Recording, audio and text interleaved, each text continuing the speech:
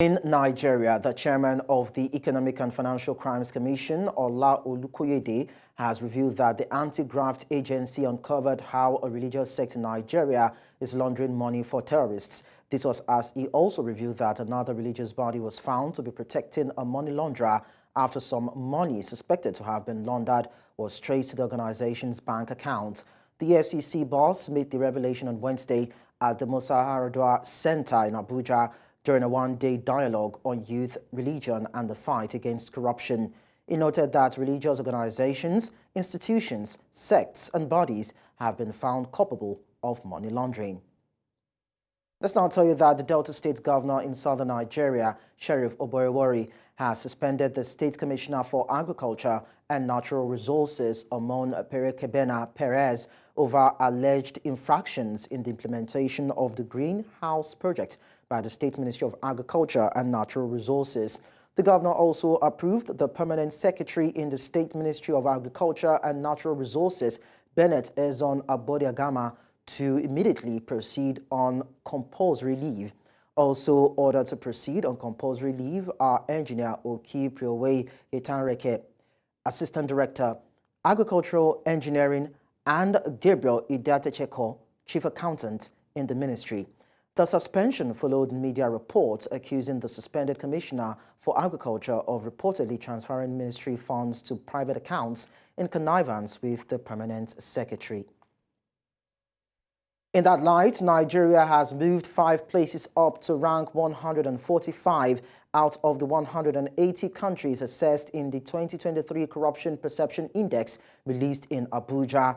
The index released by the global anti-corruption watchdog Transparency International also says Nigeria gained 1 spot from 2023 to 2024 out of 100 points in the Corruption Perception Index results. Amadine Uyi reports.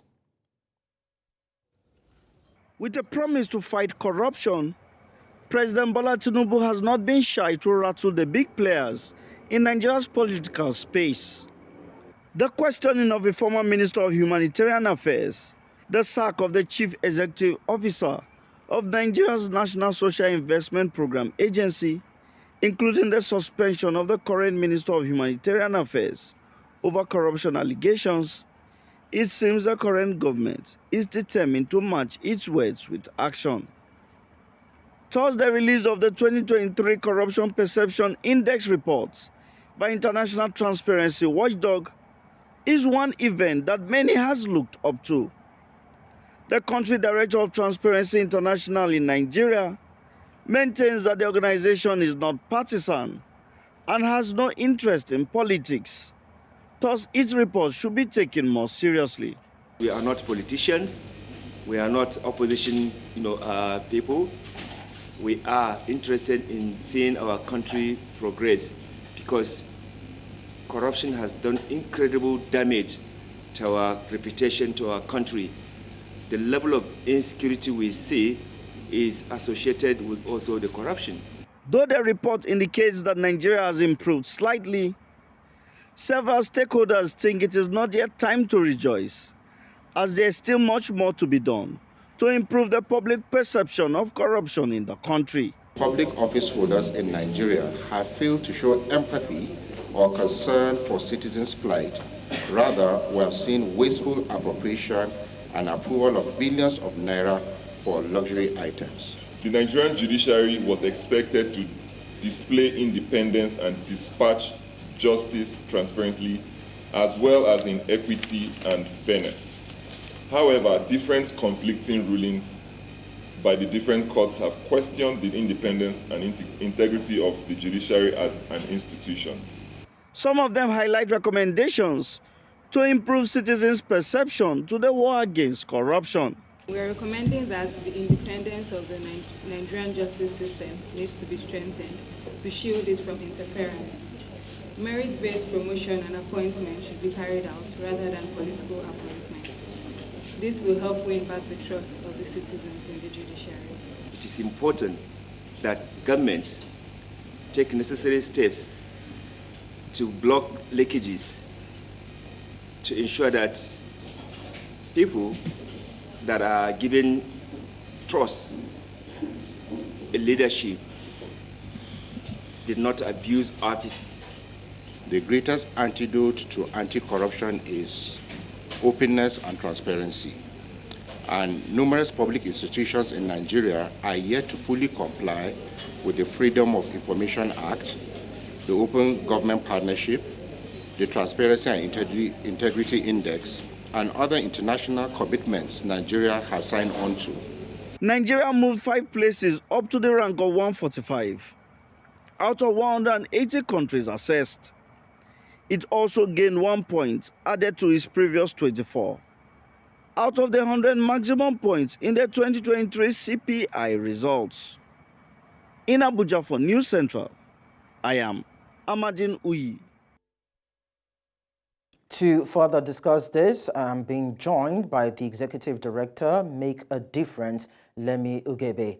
Thank you so much for joining us on the news. Hello, Lemi, can you hear me?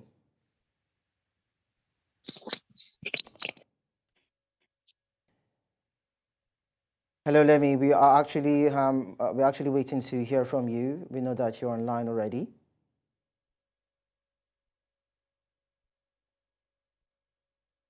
All right, I guess we'll have to revisit this particular story during the course of the bulletins. Hopefully, we'll be able to do that. But then, in the meantime, let's talk about security.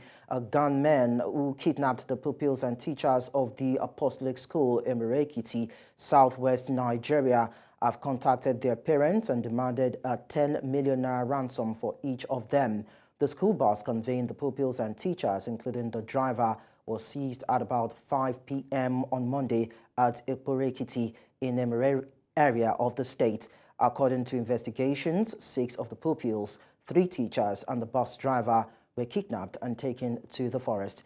It was gathered that the kidnappers contacted the parents and relatives of the victims on Tuesday, asking for 10 million naira each on the 10 victims as ransom to release them.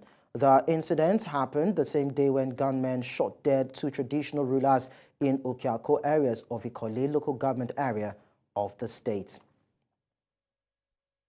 Still on Ekiti kidnap, a mild drama ensued during plenary at the House of Representatives as the spokesperson of the House wept over the murder of 2 traditional rulers by kidnappers in his constituency. This was as the House resumed plenary after a 4-week holiday, discussing extensively about the escalating insecurity situation in the country and the need for the president to make tough decisions to end the menace. Idong Joseph reports. Lawmakers expressed concerns over insecurity.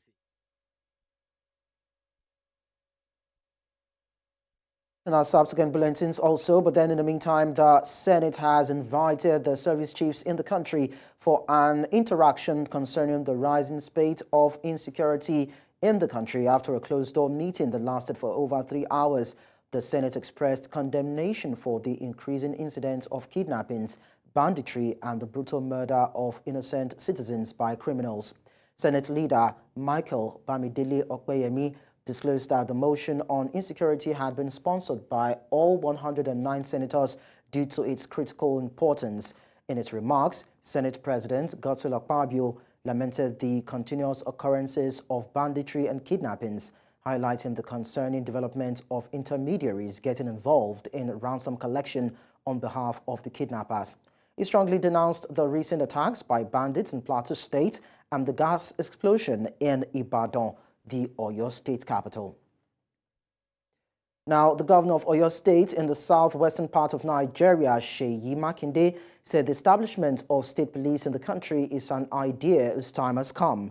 Governor Makinde noted that this has become imperative to surmount the security challenges facing different parts of the country. The governor said it is important for the federal government to revisit the matter of Southwest Governors' demand to establish state police, which was proposed a few years ago. The governor maintained that there is a need for collaboration and cooperation between the executive arm of government and the legislators to deliver dividends of democracy and bring development to the people. Security expert and executive director, Elixir Trust Foundation, Emmanuel Ikule, was on the news earlier and gave an expert's view on this. There is no actually one one idea to attend to all the situations or to attend to all these challenges of insecurity in different parts of the country. But there are ways to go about it, because the causes of this insecurity, first of all, is poverty. When people are not being paid well, it means or people don't have access to good food or have access to the basic amenities. There's that tendency of them trying to find a way to survive. There's also that case of unemployment, which has been lingering in the country. There are also issues of sometimes these kidnapping issues, it may be political in one way or the other. But to address some of these concerns, actually, for some of us, is first and primarily community police relationship. I've constantly said before now, there have been situations where communities had young persons working in several communities. You have young persons in each community trying to support in the area of policing. But for a long time now, everybody or communities have left this work in the hands of just law enforcement officers. They alone cannot do it.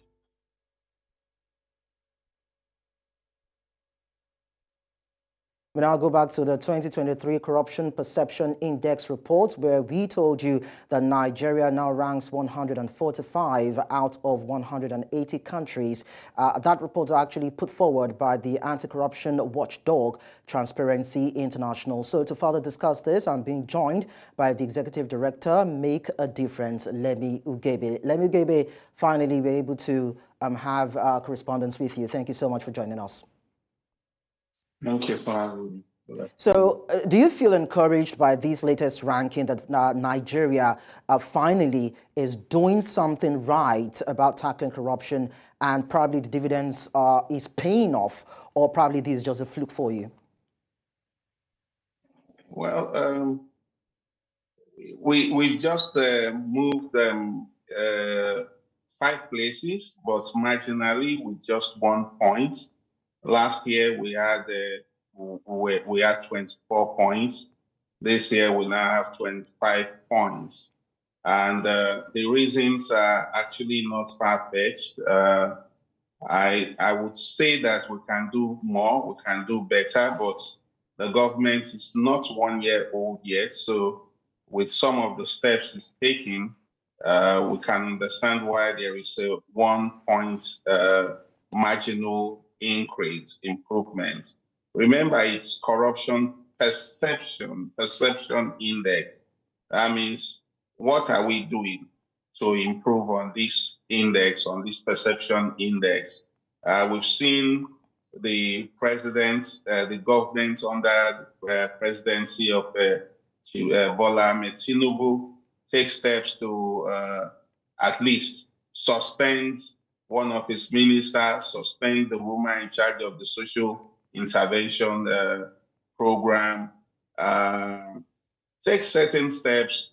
But again, like we say, it's a little too early, because we have to see it come to fruition.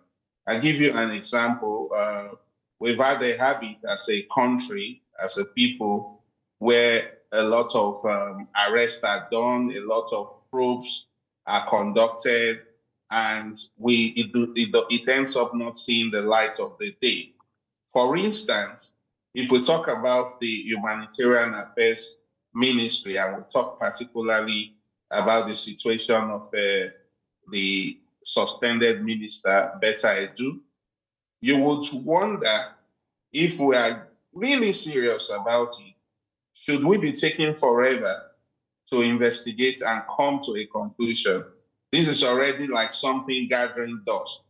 And our perception, our corruption perception index cannot really improve tremendously if we do not take concrete steps.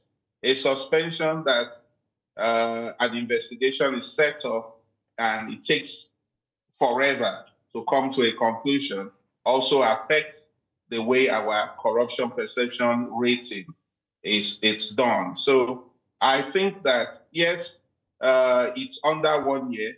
So the government of Asiwaju Bola Ahmed Tinubu may not even have mouthed the mantra of anti-corruption as compared to the immediate government of Muhammadu Buhari, which rose to power on the mantra of fighting corruption, yet our country was left devastated and ravaged by monumental corruption never in our history seen. And that's why we ranked so badly as at 2022. We were ranked 150th position. Now, because of some of these steps the current government has taken, and of course, you would say that a lot of credit will go to the media and civil society, but for the intervention of the media and civil society, the government would ordinarily be very reluctant about taking these steps. It had to take the media doing a lot of work to expose a lot of infraction. Now, let me. I wonder if we are, yeah. Yeah, before you continue, I want us to quickly look at it from the angle of the Economic and Financial Crimes Commission under its new chief, that is Ola Olukoyede. According to what we know, he has been conducting some top-notch investigations, revisiting some corruption cases of past governors and making some high-profile arrests. Of course, there's a new revelation about those who are aiding and abetting kidnappings, money laundering, and those who are aiding terrorism in the country. So is the Anti-Corruption Agency finally assuming its position as the vanguard for dealing with corruption in the country? And that also, in a way, is fueling the perception as regards the corruption index, looking at what Nigeria ranks as of now. Yes, perception may not be reality, but perception is very important. It affects how people think and how people rate you. So yes, the Economic and Financial Crime Commission under the new Caesar seem to be doing a lot, okay? But it's not new to us as a people. It's not new to us because every time a new chairman of the Economic and Financial Crimes Commission is appointed, you see that the first few months, there's usually some actions that give you an idea that something concrete is being done. But perhaps what we can do so that it's not just a subterfuge, so that it just doesn't go under, is for the media and the civil society to continually play the role of watchdogs, which means putting the FCC also on its toes to be accountable. I'm not one given to immediately get excited about it because we've seen the history of the Economic and Financial Crimes Commission before now. It's our fervent hope that this will be different under Olukoyede. He's talking about even terrorism financing and all. There's a lot of big talk. We are hoping that the president and the chief law officer, the Attorney General of Federation, will give the EFCC chairman the necessary backing he needs in order to ensure that the momentum is building. It's not just a subterfuge. We hope that it's concrete. We hope it is sustainable. We hope it is lasting. And above all, we hope that it will help to truly not just fight corruption, but to ensure that corruption is brought to its knees. And some people would feel, of course, that at this point, there wouldn't be political and executive interferences in the conduct of this anti-corruption crusade by EFCC, and we hope that will come into play. Lemi Ugebe, thank you so much for sharing your thoughts with us. Thank you for having me. Thank you. Many thanks for staying with us. Let's now talk about post-election litigation stories. The Supreme Court has affirmed the election of Ahmadu Fintiri of the People's Democratic Party as Adamawa governor. In its judgment, a 5-member panel of the Apex Court unanimously dismissed the appeal by Aishatu Ahmed Dahiru, the candidate of the All Progressives Congress in the last governorship election in the state. In the lead judgment, Justice John Okoro, who presided over the panel, held that the declaration of Dahiru, winner of the election by the state's resident electoral commissioner, was unlawful and a nullity. Justice Okoro further held that it was the returning officer of any election that is empowered by the Electoral Act to announce the results of an election, and that any other person who assumes that rules is set to be illegal. Time for governance. Supreme Court has brought this to a rest. And as citizens of Adamawa State, the state is bigger than individuals. The state is ours, belongs to us, and our generations yet unborn. We call on all Adamawa State citizens to please come put their hands together with the government to bring development to our people at every level. We want to thank everyone for standing with us. I want to thank everyone for ensuring that Adamawa has been peaceful even through the trying times. From the lower courts up to the Supreme Court today, we've had peace in Adamawa State. We want to thank our citizens and our indigents for keeping peace in Adamawa State. I want to pledge as a government that the developments we see, now we can put more effort into bringing more development because our attention will no longer be divided. Now it is over. So we call on everyone, no matter whom it is, as long as you have Adamawa State as your interest, from whatever party. We are brothers, we are one big family, Adamawa State is our home. Let's come together, join hands together, and bring development. Talking health now, experts are urging Nigeria to focus on developing child-friendly medications and addressing pediatric healthcare needs to combat pediatric HIV/AIDS. This happened at a media conference in Abuja organized by the Elizabeth Glaser Pediatric AIDS Foundation in collaboration with the National HIV/AIDS Viral Hepatitis and STIs Control Program. They highlighted the need for better prevention of mother-to-child transmission, increased access to treatment, and collaboration between government, NGOs, and pharmaceutical companies. With 1.9 million people living with HIV/AIDS in Nigeria, including 150,000 children, and only 50,000 children receiving treatment, immediate attention is required. Experts also stressed the importance of eliminating HIV stigma and adopting a human-centered approach to identifying and treating cases among Nigerian adolescents. Joining me on the news to discuss this is our consultant pediatrician, Dr. Emeka Umolisa, Federal Teaching Hospital, Owerri. Thank you so much, Dr. Umolisa, for joining us on the news. Thank you for having me. Thank you. What specific challenges exist in treating pediatric HIV cases compared to adult cases in Nigeria? Yeah, I think we'll start from the seeking treatment. Now, the adult can walk into hospital. The child has to be brought by an adult to hospital. The adult can't take his or her own drugs. The child will have to be given their drugs. So basically, those are even fundamentals. And then you look at the other one. The adult determines when, how, and where to seek help, medical care. The child will have to depend on a parent or a caregiver to provide the same thing that is freely available to the adult.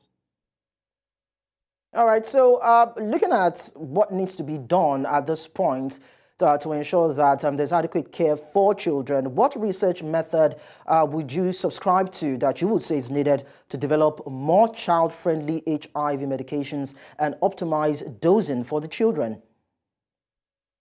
I think to some extent, when you compare events in the past, we had patients, pediatric patients, having to take multiple medications at once, and obviously that's not child-friendly, but lately we have drugs that are fixed dose combinations.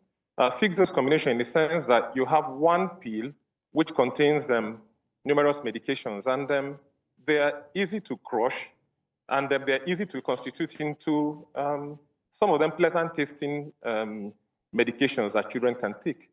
So I think a lot is being done around that area, and introduction of newer combinations are making reducing viral, dropping viral loads, faster and easier. But like I said earlier, the major issue is that child will have to be given the drug by an adult. The child can't give himself or herself medication. So the adult will have to ensure that there's appropriate adherence. If that doesn't exist, then there is a problem, no matter how effective the medication is. So what about the process of detecting or diagnosing if a child is infected, are there ways, because we know how sensitive this issue could be, most especially as it affects children. So when it comes to detecting, diagnosing, you've talked about treatment, are there ways by which we can employ to make it more effective? Now, several methods have been tried, and at some stage, methods included provider-initiated HIV care and testing, where children who come to hospital, you give a talk on HIV, you give a talk on basic, on the advantages of early detection, and then with consent from their parents, you run tests on them. Basically, the basic thing now is using rapid diagnostic kits, which can give you results. You could screen so many children all at once and then get the result as soon as possible. And then that now becomes a pathway into moving the child to the section of the hospital where the child gets care. Like the hospital I work for in Owerri, we'll have a children's outpatient clinic, and then we'll have the heart-to-heart center where the infectious disease unit is domiciled. Now, where you screen children in the outpatient clinic and they are positive, is seamless. You simply move them to the infectious diseases unit where they need care. Now, when children come in on admission, you also do that. Now, when an adult, male or adult female is positive, obviously it follows that you need to screen the children to know whether any of them had picked it up vertically or otherwise. And if a child in a family comes in positive, that child acts as a window of some sort into the family. So maybe a child is referred from maybe a doctor, from a colleague in a peripheral hospital, and the child comes in and will screen and the child is positive, or will confirm the screening which the doctor outside had done, then it behoves us to look at the rest of the children in the family. So that child offers some window, a window of some sort into the other children, so that you can get them tested, because the concept now is you test and treat. So you get the child tested, and then you commence treatment. Dr. Emeka Umolisa, thank you so much for that detailed explanation. Thank you for having me. Thanks. The news continues in West Africa, where the African Union has called for dialogue between the Economic Community of West African States and junta-led countries, namely Niger, Mali, and Burkina Faso, who have said they will leave the bloc. The trio's decision to exit ECOWAS, which they announced on Sunday, is a blow to the bloc's regional integration efforts after it suspended them following coups. The AU had backed ECOWAS's efforts to restore democracy.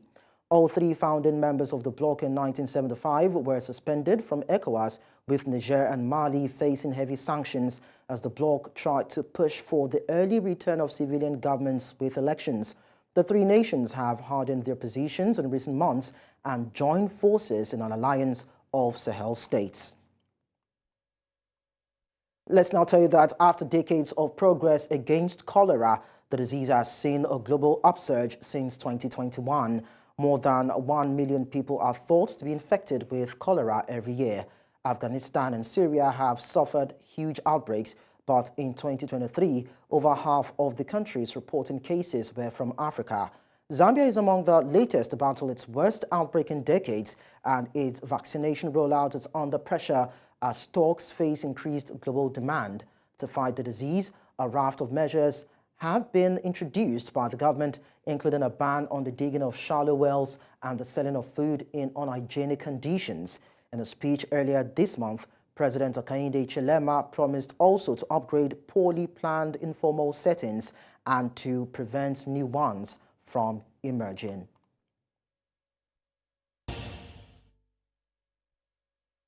But I'll tell you that former Pakistan Prime Minister Imran Khan and his wife Bushra Bibi have been sentenced to 14 years in prison a day after he was jailed for 10 years. Khan, who was ousted as Prime Minister by his opponents in 2022, is already serving a 3-year jail term after being convicted of corruption. On Tuesday, he was sentenced for leaking state secrets, and on Wednesday, given another 14 years for graft cases.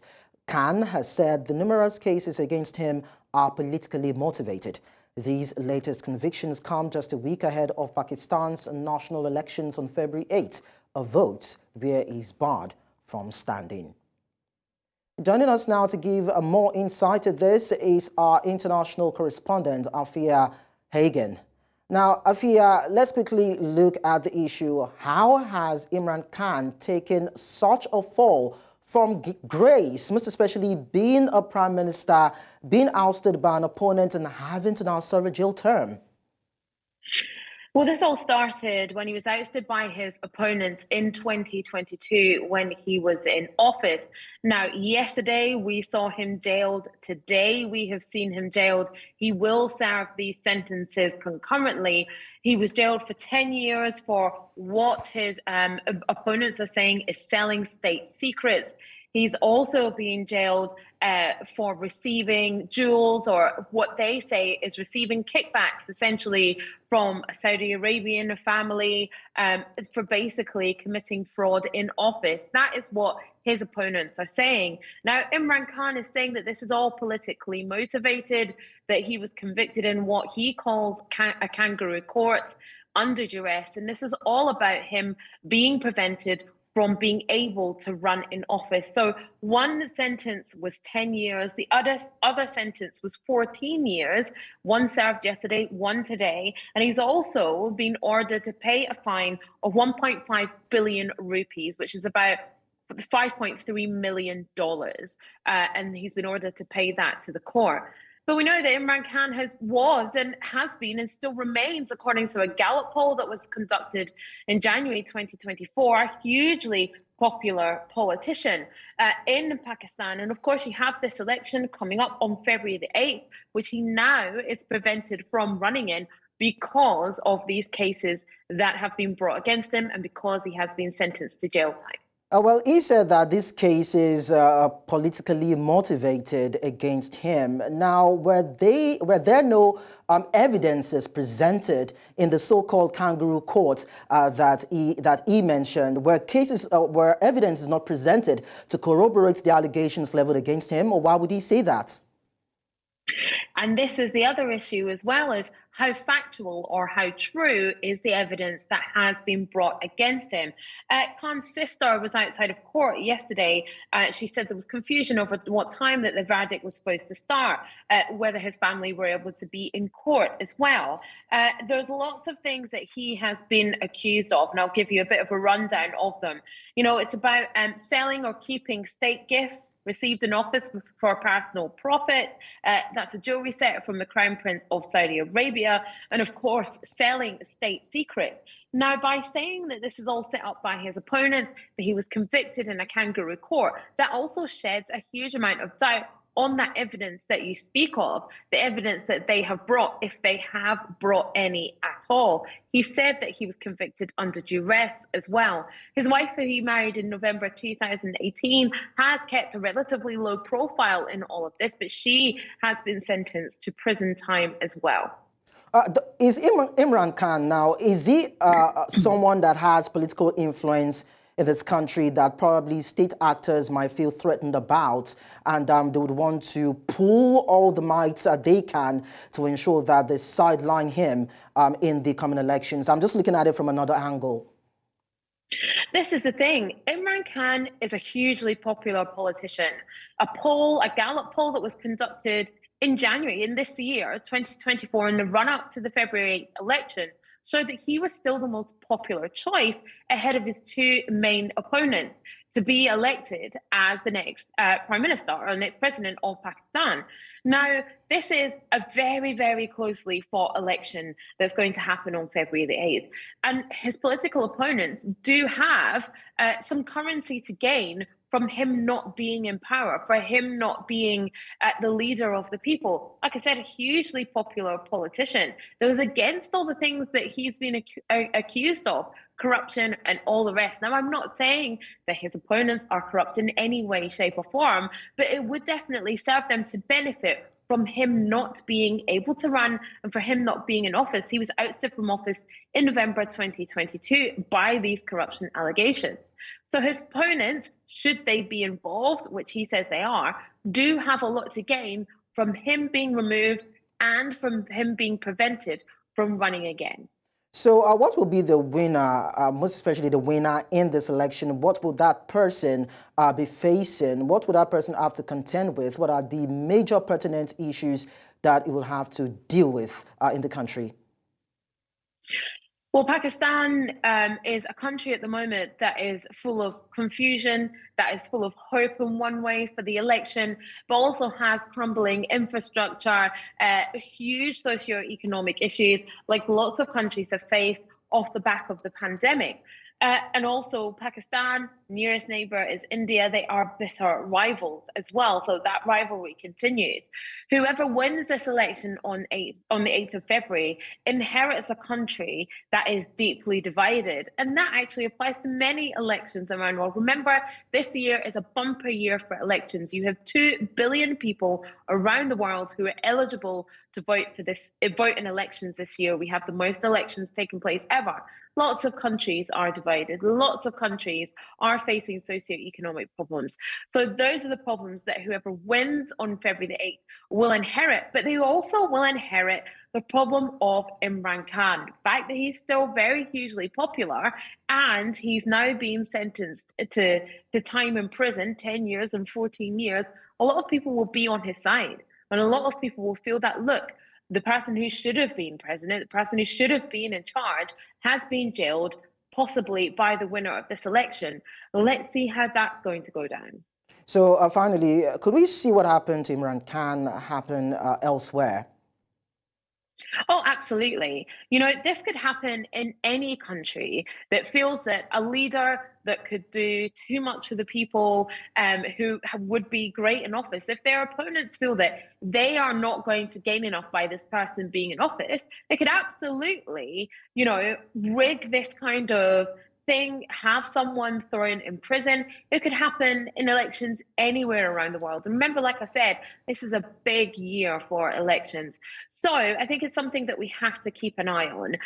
Countries having kangaroo courts, opponents deciding what's going to happen to their opponents. We could definitely see this happening elsewhere. Afia Hagan, thank you so much for giving us the updates. Appreciate that.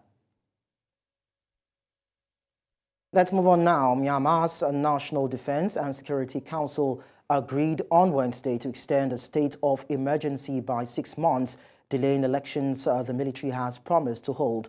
The military declared a state of emergency when it ousted Aung San Suu Kyi's government in February 2021, triggering mass protests and a crackdown on dissent. It has extended the state of emergency multiple times since, as it battles armed opposition to its coup across swaths of the country. Myanmar's military drafted 2008 constitution, which the junta has said is still in force, requires authorities to hold fresh elections within 6 months of a state of emergency being lifted. According to a local monitoring group, more than 4,400 people have been killed in the military's crackdown on dissent. We also tell you that Kremlin critic Boris Nadezhdin has submitted the documents needed to register as a candidate for the upcoming presidential elections in March. Nadezhdin was seen handing in signatures from his supporters to Russia's Central Election Commission, which will review his application and make a decision about whether he can run. The would-be challenger to Vladimir Putin shot to fame with promises to end the conflict in Ukraine, and last week announced he passed the 100,000 signature threshold to register. He has spent the last 30 years in Russian politics, working as a councillor in the town of Dolgoputny outside Moscow, and briefly serving as a lawmaker in the state of Duma.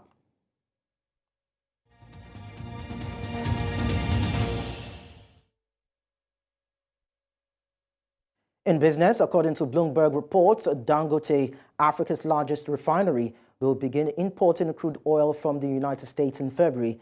Trafigura Group has facilitated a deal to supply Dangote refinery with 2 million barrels of WTI Midland crude. This marks the first time the refinery will purchase non-Nigerian crude, reflecting the evolving dynamics of the global oil industry. Oyeyemi Oke, partner at AO2 Law, addressed the concerns surrounding Dangote Refinery's decision to buy oil from the United States during his appearance on the Business Edge show. Right, but I think how we should look at this would be from what I would call a commercial perspective. Now, the refinery was built not only to the best of my knowledge, I'm not aware that the refinery was built only to refine Nigerian oil. That's one. Two is that the question would be what has led to the owners of Dangote refinery looking to other sources of crude oil apart from Nigeria, right? And I mean, the answers would be the question of, the issue of crude oil availability, right, which is the feedstock for the refinery. As we well know, there's a shortage of crude oil availability for supply to the local market. And perhaps the reason for this is that over the years, what we have been doing as a country is to export crude oil with little attention paid to the local market, perhaps because of the moribund government-owned refinery. Now, the Dangote refinery coming on stream definitely will change the game in terms of how oil producers need to cater for both the local market and the international market. That's all at this hour, but before we go, we take a look at some of our top stories. Nigeria's anti-graft agency, EFCC, says it has uncovered religious sects that launders money for terrorists. AU calls for dialogue between ECOWAS and breakaway junta-led West African countries. We also told you that Zambia battles worst cholera outbreak in decades. Don't forget to send your eyewitness report to the WhatsApp number and email on your screen. And you can follow us on social media. We are at News Central TV. You can also watch News Central live on DSTV channel 422, Star Times channel 274, Avo TV and YouTube. Many thanks for watching. I am Lekon Onobanjo.